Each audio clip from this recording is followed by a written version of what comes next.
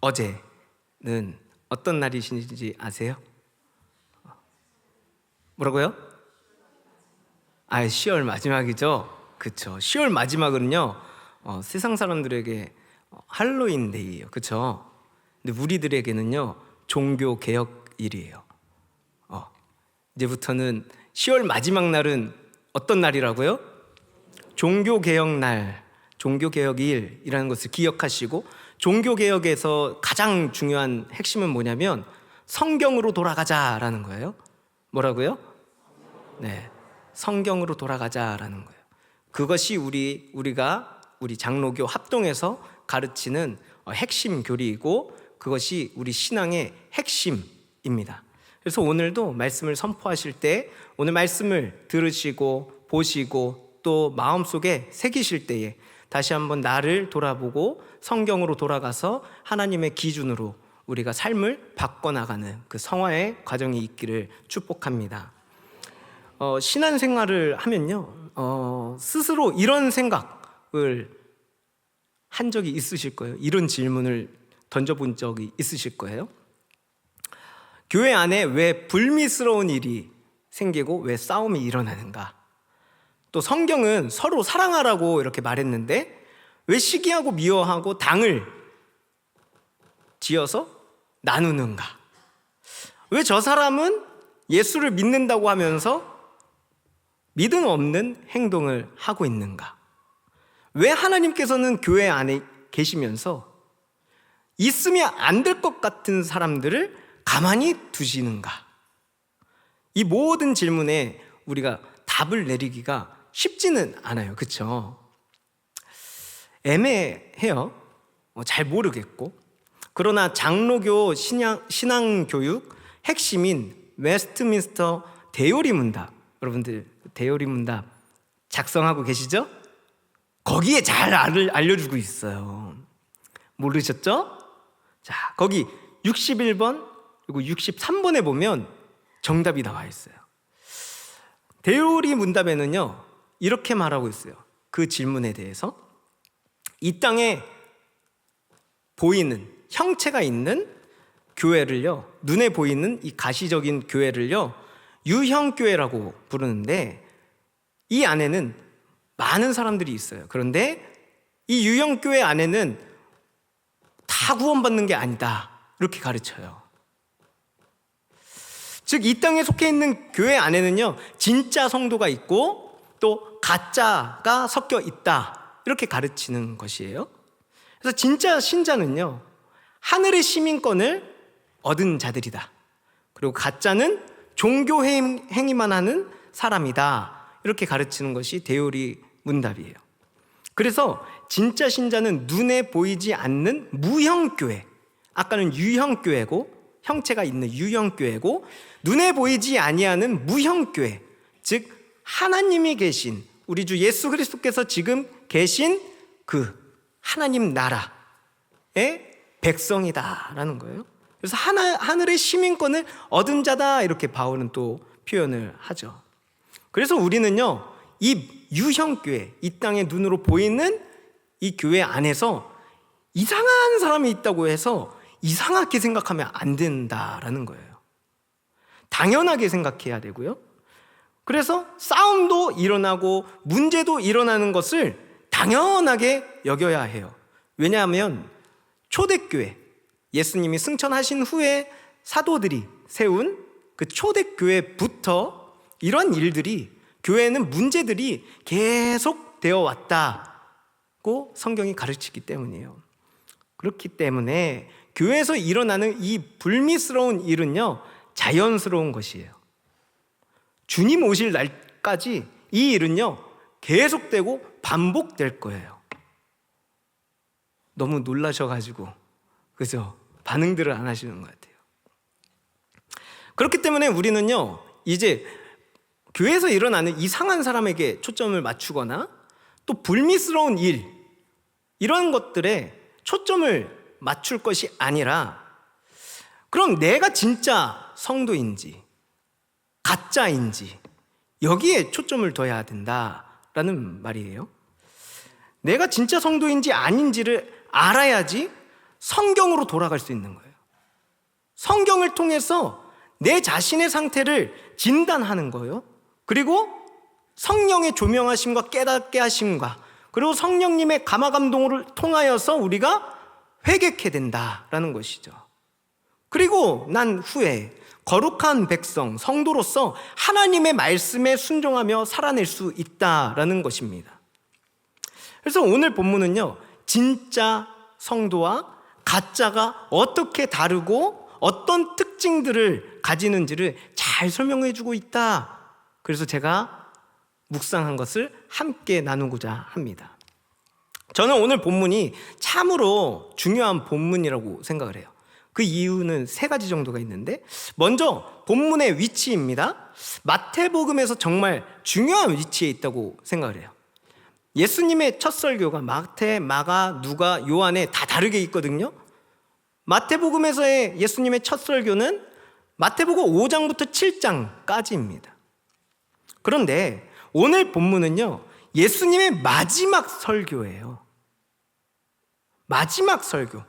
그래서 오늘 이 말씀을 하신 후에 바로 예수 그리스도께서는 모든 사람을 구원하시기 위해서 하나님의 놀라운 구원 사역, 즉 십자가의 길로 나아가시는 일이 그 다음에 바로 이어집니다.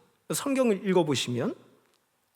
그래서 오늘 본문의 이 중요한 위치가 왜 중요한 위치냐, 십자가의 길과 연결했을 때에 오늘의 본문은요, 십자가의 죽음으로 끝나는 것이 아니라 부활하시고 승천하신 예수께서 다시 오셔서 우리에게 부활의 소망을 전달해 주기 때문에 중요하다라고 생각하는 거예요.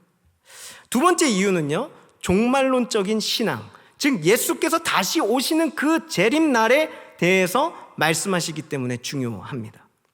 죄악된 이 세상의 마지막 날, 예수 그리스도께서 심판하실 것을 보여주고 있는 거예요. 이 세상의 거짓된 우상들은 다 멸망하고 심판받는데, 그러나 하나님의 백성은 예수 그리스도를 통해 구원받고 신원받는다 라는 말씀이 내포하고 있기 때문에 중요한 거예요. 그래서 이것을 통해서 우리는 무엇을 발견할 수 있느냐?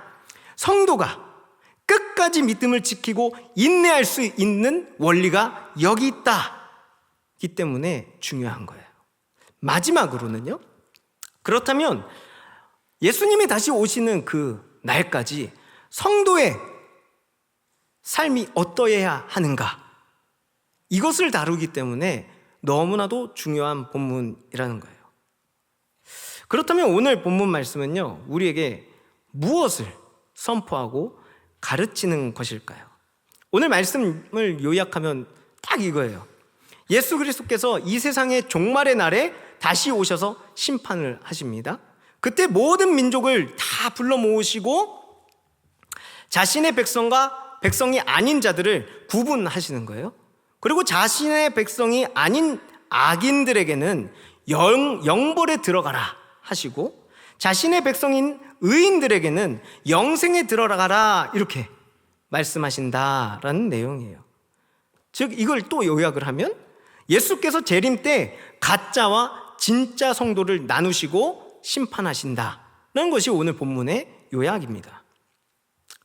그러면 오늘 본문을 좀 더 디테일하게 보면서 성도의 삶을 어떻게 살아가야 되는가 한번 나눠보기를 원합니다. 우리 32절, 본문 말씀 32절을 한번 함께 읽어보겠습니다. 시작. 모든 민족을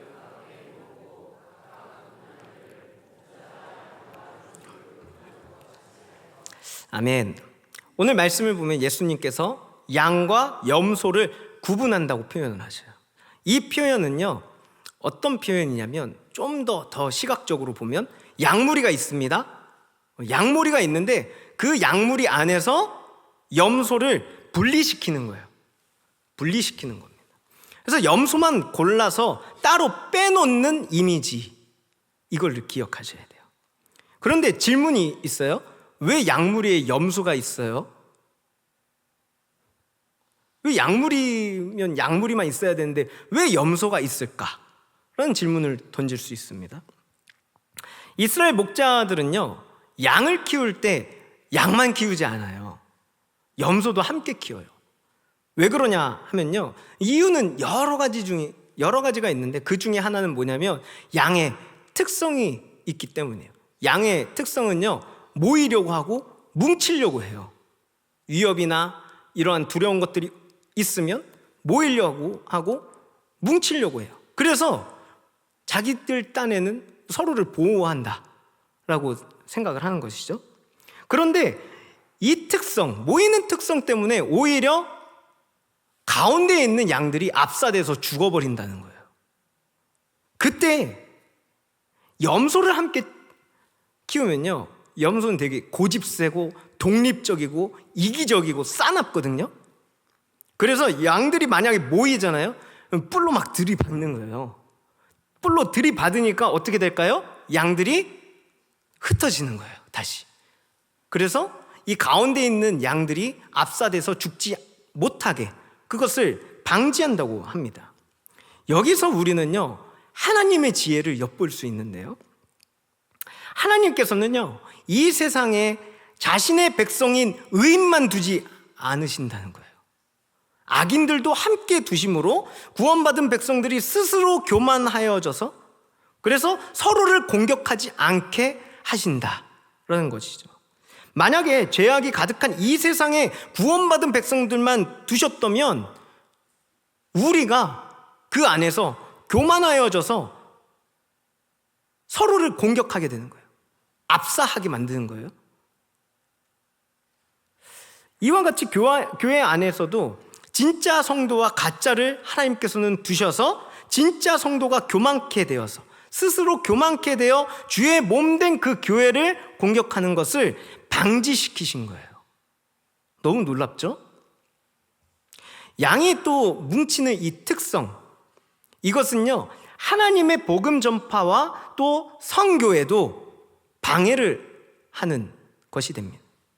그래서 하나님의 선교 목적은 구원받은 백성들을 복음의 통로로 삼으셔서 온 세상에 복음이 퍼져나가게 하심으로 많은 사람들이 예수를 믿어 구원을 얻게 하시는 것이 하나님의 선교 방법이에요.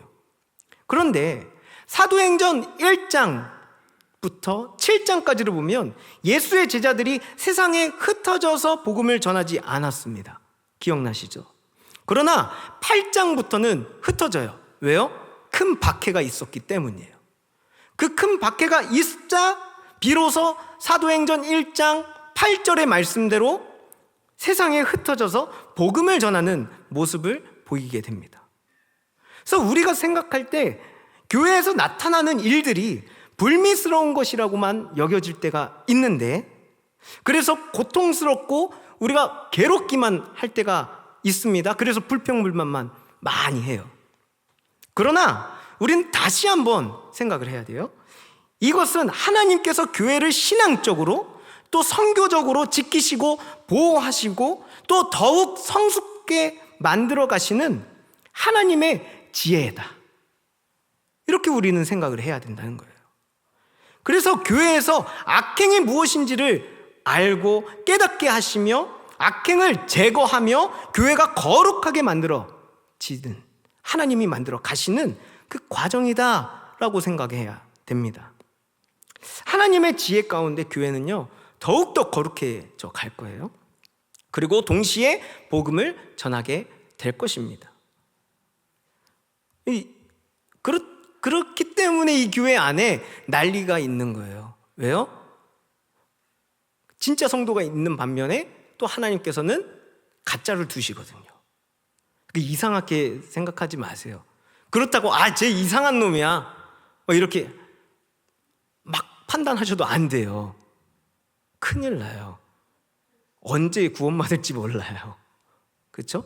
강도도 예수님의 또 좌우편에 있던, 왼쪽 오른쪽인지 모르겠지만 그 강도도 평생을 그렇게 살다가 예수님 만나서 구원받았거든요.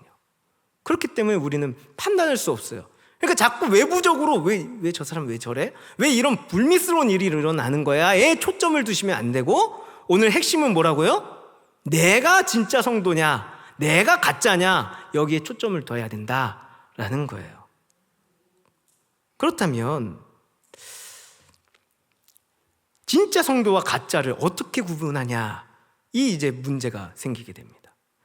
그 특징을요 33절에서 44절에 잘 보여주고 있어요.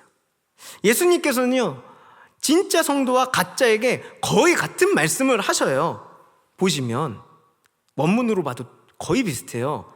그러나 다른 점은요 긍정적이냐 부정적이냐 이 차이예요.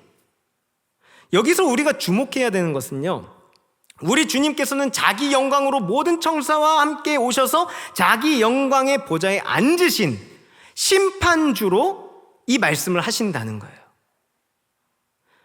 전지전능하시고 변치 않으시는 하나님으로서 말씀하시는 거예요. 그래서 팩트, 사실, 번복되지 않는 말씀이다라는 거예요. 지금 우리 주님이 말씀하시는 것은 절대 번복되지가 않아요. 왜요? 세상 끝날에 말씀하시는 것이기 때문에. 이런 심판주이신 주님의 말씀에 양이나 염소나 반응은 모두 당황하는 모습을 보입니다. 이 당황하는 모습을 잘 살피면요 각기 다른 특징들을 볼 수 있어요. 여기서 우리는 진짜 성도와 가짜를 구분하고 구별하고 나를 성찰하고 돌아보는 기준을 발견할 수 있다는 것이에요. 먼저 양인 진짜 성도의 반응을 한번 살펴보겠습니다. 이렇게 말해요. 주님, 저희가 언제 주님을 그 당하신 일을 보고 섬겼습니까? 저희는 주님께 한 적이 없습니다. 이것이 양의 대답이에요. 심지어 주님께서 하신 말씀 하나하나를 언급하면서 동시에 내가 어떻게 섬겨야 하는지까지 말하는 것이 진짜 성도의 반응이라는 거예요. 만약 그런 상황에 계셨다면 우리는 했을 겁니다. 그러나 그렇게 한 적이 없습니다. 그렇게 말하는 거예요. 왜냐하면 임금이 떠났을 때는 볼 수도 없기 때문이에요. 그리고 보지 않았기 때문에 섬길 수 없는 일들이기 때문입니다. 이를 통해 진짜 성도들의 특징은요, 주인을 경외하고 진실한 마음을 가졌다라는 것을 알 수 있어요. 그리고 겸손한 마음을 가졌다라는 것을 알 수 있습니다. 다음으로 염소, 즉 가짜들의 반응을 보면 정말로 많이 당황하고 있어요. 주님께서는요 진짜 성도들과는 다르게 너희는 하지 않았어 이렇게 말씀하셔요. 이에 그들은 어떻게 반응하고 있는가 한번 44절을 함께 읽어보겠습니다. 시작. 그들도 대답하여 이르되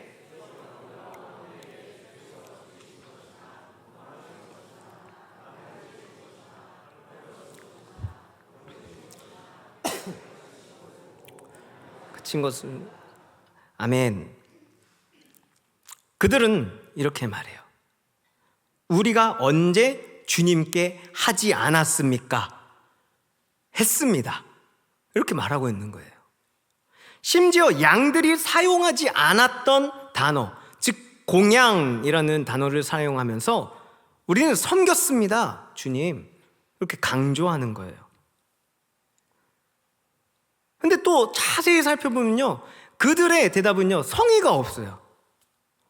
의인들의 대답은요 3절씩이나 이렇게 되거든요. 그런데 마치 그냥 요약해서 말하는 것처럼 어떻게 섬겨야 하는지도 말하지 않고 있고 그냥 보고 섬긴다 이렇게 말하고 있습니다. 그런데 우리가 더 자세히 보면 그들의 대답은요 거짓말이다 라는 것을 알 수 있어요. 먼저 임금은 줄이거나 목마르거나 나그네 되거나 헐벗거나 옷에 갇히지 않습니다. 누가 임금을 굶기고 목마르게 하고 나그네 되게 하고 헐벗거나 옥에 잡아서 가둡니까? 임금은 절대 그럴 수 없는 거예요. 그런데 염소들은 임금이 떠나고 없을 때, 심지어 보이지 않을 때 섬겼다 이렇게 말하고 있는 거예요. 염소들은 섬기지도 않았는데 우리가 섬겼다 하면서 거짓말을 하는 것이죠. 근데 더 경악해야 하는 것은 거짓말뿐만 아니라 자신들이 섬기지 못한 이유를 주님께 넘기고 있다라는 거예요.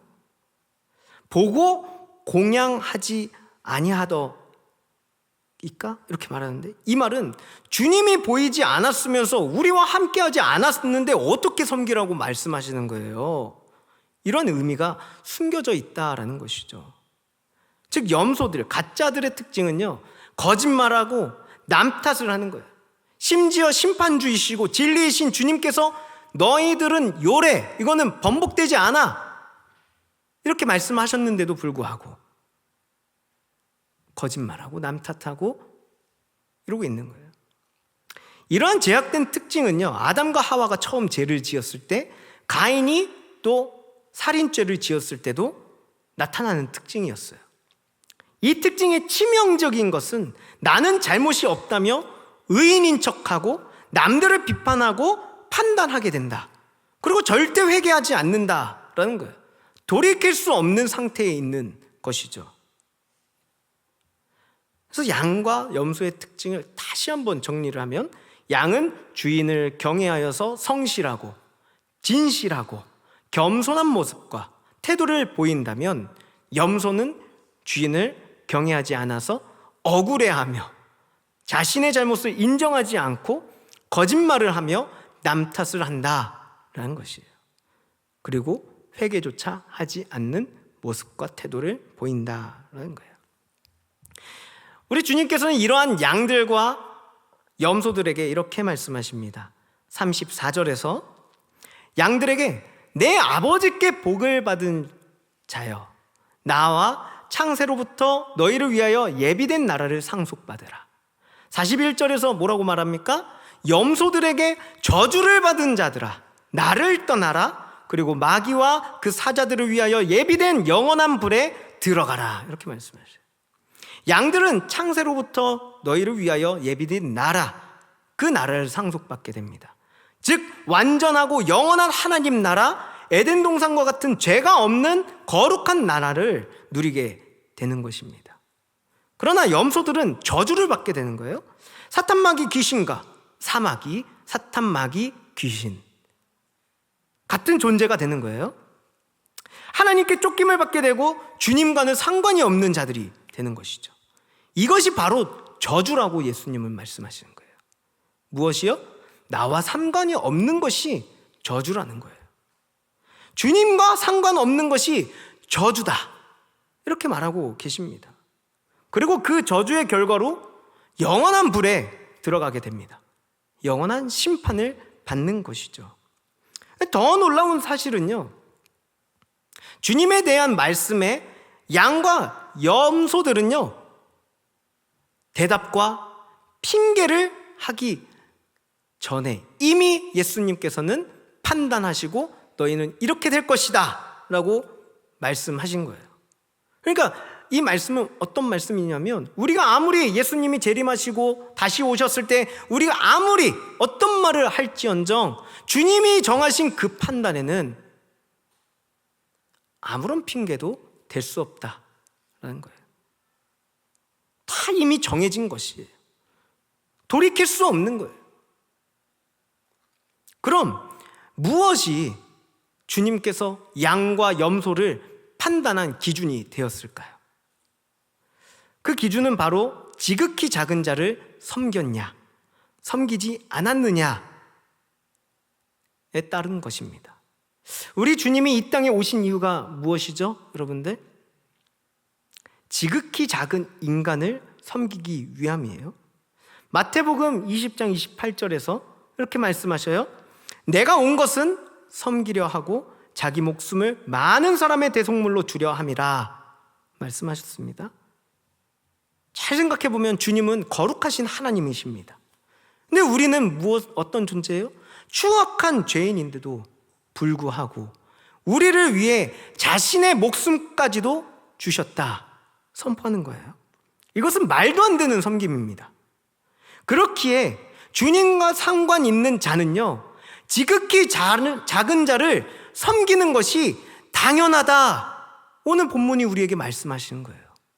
주님과 상관 있는 자, 주님의 그 십자가 사랑을 받은 자, 하나님의 은혜를 받은 자, 하나님의 그 자비를 받은 자는 지극히 작은 자를 섬기는 것이 당연한 것이다. 지극히 작은 자를 섬긴다는 것은 지극히 작은 자보다 내가 더 낮은 자임을 고백하는 거예요. 이것이 지극히 작은 자의 신앙입니다. 지극히 작은 자의 그 작은 자를 섬긴다는 것은요, 지극히 작은 자보다 더 낮은 것이에요. 즉 지극히 작은 자를 섬기는 지극히 작은 자는요, 나의 주인이 눈에 보이지 않아도 섬기는 사람입니다. 삶 속에서 누구를 막론하고 어떤 상황과 환경에 놓여 있더라도 섬기는 사람을 말하는 것이에요. 이런 사람은요, 섬김을 받으려고 하지 않고 도리어 섬깁니다. 놀라운 것은 주님께서 그 섬김을 나에게 하는 것이다 라고 여기신다는 거예요. 지극히 작은 자를 섬기기 위해서는 우리는 두 가지 모습과 태도를 가져야 해요. 먼저 항상 남을 나보다 낮게 여겨 자신을 가장 낮은 자로 여겨야 한다라는 거예요. 동시에 내가 남을 도울 수 있는 사람이다 라고 여겨야 합니다. 그래서 우리 삶의 주변에서 줄이거나 마실 것이 필요한 자들을 도와주는 것이 당연한 거예요. 묵을 곳이 없는 나그네 된 사람을, 또한 헐벗은 사람을 우리는 도와줘야 된다는 것이에요. 주변에 병든 사람이 있습니까? 외면하지 마십시오. 심지어 옥에 갇힌 사람도 우리는 긍휼한 마음을 가지고 도와줘야 합니다. 혹시 청량리 588이라고 아십니까? 청량리 588. 여기는 사창가예요. 지금 청량리 롯데캔슬이 있는 그 자리가 원래는 청량리 588이라고 했어요. 근데 2020년도에 소천하신 우리 김도진 목사님께서 회개를 하시고, 왜냐면 되게 염소처럼 사셨거든요. 그 전기를 읽어보면. 근데 회개를 하시고 깜빵도 다녀오신 분이에요. 그런데 회개를 하시고 주님의 말씀에 순종해서 이곳에 가서 개척을 하기 시작하십니다. 이 목사님은요, 노숙자들을 섬기는 일을 하셨어요. 근데 그 노숙자들은요, 다 정가가 있는 사람들이고 열등감이 너무 높아서 만나면 치고받고 싸우고 그런 사람들이에요. 만나면 술 먹고. 그래서 개척하셨을 때에 자꾸 목사님이 노숙자들을 데리고 오는 거예요. 깽빵 치고 막 문제 일으키는 거예요. 막 냄새도 나고. 그러니까 기존 성도들이 어떻게 했을까요? 다 떠나기 시작합니다. 그때 김도진 목사님께서는 나갈 사람들은 나갔고 진짜 남을 사람들이 남았구나 하십니다. 그러면서 이제는 교회에 불러들이기 시작해요. 나가서 이렇게 전도하는 거예요. 나랑 같이 살자. 나랑 같이 가는 게 어떻소? 나랑 같이 교회 가서 씻고 밥 먹고 예배 드립시다. 그러면서 한두 명씩 모이기 시작합니다. 물론 문제는 계속 있었어요. 그러나 목사님께서 항상 강조했던 것은 뭐냐면 예배였습니다.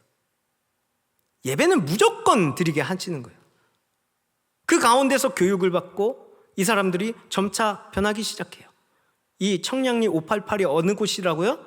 사창가. 그러면서 새벽 예배를 드리면요, 목사님은 노숙자들과 함께 그 사창가를 청소하기 시작하십니다. 매일 기도, 저녁 기도가 있었고요, 찬양 소리가 있었고요, 새벽마다 그 길거리는 깨끗해지기 시작합니다. 그러자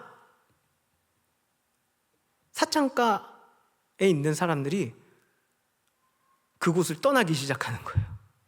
왜요?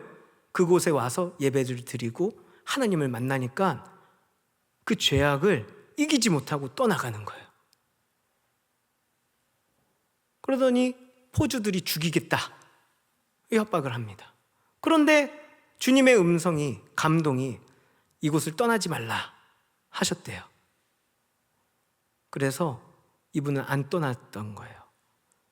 내 목숨을 다 드리면서까지 낮은 자들을 섬기신 거예요. 그러자 그곳은요 점점 변하게 되었고 노숙자들은 자활하기 시작한 거예요. 다시 세상으로 나아가서 자신의 삶을 살게 되고, 그러면서 그 교회의 예배가 회복되면서 동시에 하나님이 놀랍게도 그곳을 다시 무너뜨리시고 새로운 사창가 다 없어지고 더러운 것들 다 없어지고 새로운 도시로 이렇게 만드셨다라는 거예요. 그러면서 이 목사님이 말씀하신 것은 이래요. 나눔은 생각이 아니라 실천의 능력이 있습니다. 섬기는 것은 생각에 있는 것이 아니에요. 판단하는 것에 있는 것이 아니에요. 무엇에 있습니까? 실천에 있는 거예요. 그래서 지금은 그것이 사라진 것이 아니라, 그 가나안 교회가 사라진 것이 아니라 가나안 쉼터, 또한 사단 법인 아픔과 기쁨을 함께라는 이름으로 지금도 노숙인들을 섬기며 자활 사역을 계속한다는 거예요. 참 오늘 말씀이 참 쉽지가 않아요. 그렇죠? 주님의 그 섬기심을 떠올리면요, 설교하는 저의 삶을 돌아보게 되고요, 그 삶이 참으로 부끄럽다라고 여기게 됩니다. 큰 은혜를 받았잖아요. 우리가 갚을 수 없는 그 사랑의 빚을 졌는데, 마치 이웃에게 화를 냈던 그 10,000달란트 빚진 자와 같은 모습인 거예요. 내가 섬기는 이유가 무엇일까? 내가 주인이 되려고 하기 때문이 아닐까? 왜 우리 삶을 돌아보면 자꾸 나는 억울하고 왜 화가 나는가? 그 내면 속에 내가 남보다 높아야 된다라는 그 우월감이 있기 때문이 아닐까? 그래서 내 주장이 꼭 맞아야 하고, 내가 이겨야 하고, 내가 섬김을 받는 자, 곧 주인이 되어야 하니까. 그래서 미워하고 시기하고 싸우고 터지고 남 탓하고 거짓말하고 섬기지 못하는 것 같습니다. 결국 원인은요, 죄악과 싸우지 못하는 나에게 있다는 거예요. 결국 이 모든 것의 원인은요, 남에게 있지 않아요. 죄와 싸우지 않는 나에게 있는 것입니다. 이 모습이 저와 같아서 너무나도 성경을 보고 읽고 묵상하며 설교를 준비하는 가운데 너무 부끄러움과 창피함이 생겼습니다. 그래서 제 안에는 양과 염소가 같이 있구나, 나는 양과 염소를 같이 키우고 있구나 라고 느꼈어요. 제 안에서 양이 많으면 양이 되고 염소가 많으면 염소가 되는 것입니다. 그러면서 오늘 말씀을 묵상하며 느낀 것은 이거예요. 주님께서 양의 무리에서 염소를 구별하시고 분리하여서 빼내신 것처럼 내 안에 있는 염소를 찾고 발견하여서 분리시켜 빼내야 된다. 그렇지 않으면 나는 염소가 되어버리기 때문에 이것을 해야겠다, 이것을 느꼈습니다. 주님은 오늘 본문의 말씀 이것을 설교하시고 이 마지막 설교를 하시고 십자가에 달리시기 위해서 움직이셨어요. 생각만 하지 않으시고 움직이셨습니다. 그 삶은 지극히 작은 저와 여러분들을 섬기기 위한, 구원하기 위한 움직임이었습니다. 오늘 설교를 들으신 여러분들 안에는 무엇이 더 많으신가요? 염소의 양이 더 많으십니까? 양의 숫자가 더 많으십니까? 어떻든 간에요, 성도님들, 우리는 지금부터라도 움직여야 돼요. 지극히 작은 자를 섬기신 예수님을 닮아서 지극히 자를 섬기는 자의 신앙을 우리는 살아내야 된다라는 것입니다. 내 안에 있는 지독한 염소들을요, 분리해내고 우리의 죄를 지고 십자가의 길을 가신 우리 주 예수 그리스도의 섬김의 그 삶을 우리는 살아내야 된다라는 것이죠. 이것이 바로 오늘 말씀이 우리에게 하시는 말씀이 아닐까요? 우리 오늘 본문 말씀을 묵상하시면서 함께 찬양하고 기도하겠습니다.